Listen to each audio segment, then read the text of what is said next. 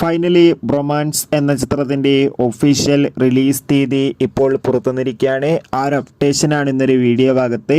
വീഡിയോയിൽ മുൻപ് video like ചെയ്യുക, ചാനൽ സബ്സ്ക്രൈബ് ചെയ്യാൻ വേണ്ടി ശ്രമിക്കുക. അർജുൻ അശോകൻ, മാത്യൂസ്, മഹിമ നമ്പ്യാർ എന്നൊക്കെ പ്രധാന കഥാപാത്രങ്ങളായി വരാൻ പോകുന്ന ചിത്രമാണ് ബ്രൊമാൻസ്. എല്ലാ സിനിമാ പ്രേമികളും ഒരേപോലെയാണ് ചിത്രത്തിൻ്റെ ഓരോ അപ്ഡേഷനും അറിയാൻ വേണ്ടി കാത്തിരുന്നത്.